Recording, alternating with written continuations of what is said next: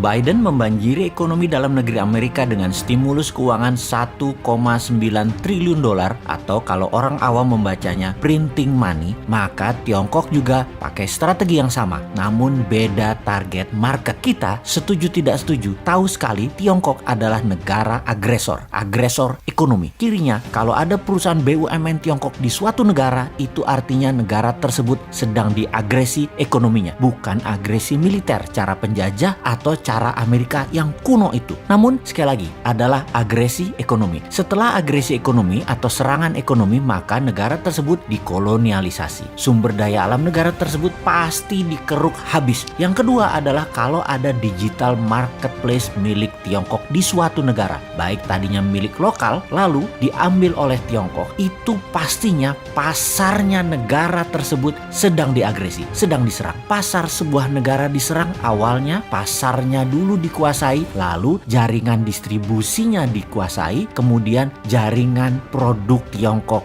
masuk. Kemudian ketika sistem pembayaran non-tunai asing masuk atau pembayaran non-tunai milik lokal kemudian dicaplok Tiongkok langsung atau tidak langsung, ini artinya sistem keuangan negara tersebut sedang diagresi. Semua ini terbungkus rapih dengan propaganda manisnya nanti ekonomi suatu negara tersebut jika bergabung dengan Tiongkok nantinya akan indah. Itu janjinya mereka, itu persepsi yang diberikan oleh mereka. Tapi nanti negara tadi suatu hari mereka jadi tua. Nanti negara yang diagresi tadi jadi kurus. Negara yang dikoloni jadi jelek, tak terawat karena nggak ada biaya maintenance, nggak ada biaya krim malam, nggak ada biaya sunblock, nggak ada biaya PRP, nggak dikrimbat rambutnya, nggak dipilates bodinya, nggak dikasih makan sehat tubuhnya. Begitu tua, jelek, penyakitan, pindahlah Tiongkok tadi cari bini baru. Sama, nggak bakal dirawat juga mereka. Ya dipakai terus aja sampai kering. Sedulur, perlukah kita urai apa sih yang negara tersebut atau negara selir-selir Tiongkok itu dikerjainnya? Juga ada pertanyaan, kok banyak sih negara mau jadi selirnya dan harus melayani kaisar Tiongkok tersebut? Strategi ekonominya ya sama seperti informasi di awal, dengan printing money. Itulah mengapa kita katakan berkali-kali, siapa negara yang pakai MMT? Ya hanya Tiongkok dan Amerika. Negara lain pakai teori ekonominya Adam Smith, pakai John Maynard Keynes, pakai ilmu-ilmu itu dah. Lalu bagaimana cara agar setelah SDA sebuah negara sudah di tangan, agresi berikutnya adalah pasar digital atau marketplace, dan setelah itu apa lagi? Yang dilakukan adalah mencekik ekonomi kelas bawah dengan mendapatkan dolar dari negara yang diagresi agar kering mata uang internasionalnya, agar kering mata uang multi currency negara yang diagresi tersebut. Tiongkok memberikan insentif di dalam negerinya. Insentif setiap dapat dolar dibayar renminbi 3 kali lipat. Misalnya baju batik dicetak di Tiongkok, dijual di marketplace. Batik Indonesia, buatan Indonesia, harga pasarannya adalah Rp150.000 untuk atasan. HPP Garment di Solo katakan Rp80.000. HPP ini harga pokok di mana-mana di seluruh dunia ya 11-12 lah. Pasti orang semua bahannya sama, hitung-hitungannya pasti sama. Di marketplace tadi dijual Rp50.000 loh atasan tadi. Itu pabrik di seluruh dunia juga bingung. Mereka bisa jual Rp50.000 di bawah HPP. Apa untung? Jadi panik lah para reseller. Borong barang Cina tadi, borong barang Tiongkok tadi, jual di offline,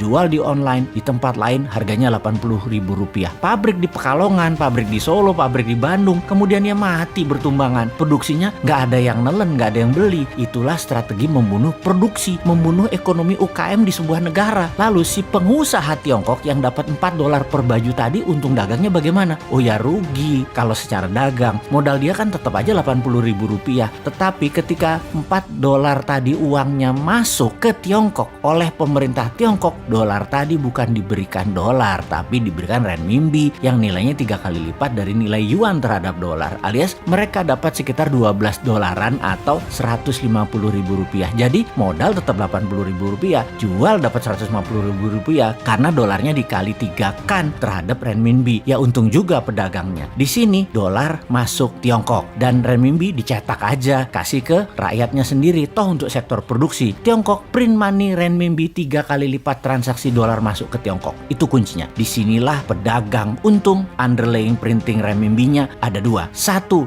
dolar yang nilainya sepertiga, sisanya manufaktur Tiongkok, sektor produktif, nggak bakal inflasi. Itulah teori MMT. Dengan satu strategi printing money, Tiongkok dapat dolar, Tiongkok dapat meningkatkan produksi, Tiongkok mematikan UKM negara koloninya, dan bisnis Tiongkok terus menyedot wilayah-wilayah lainnya lagi. Simpel kan bernegaranya mereka? Kok beginian aja nggak bisa ditiru sih? Tempe bener. Nyampe nggak sih ilmu beginian ke pejabat ekonomi dan keuangan negara? Oke lah, sing sabar ya kaum new mind, kita nonton aja old mind mainin negara. Walau nggak enak nontonnya, agak wagu, kikuk.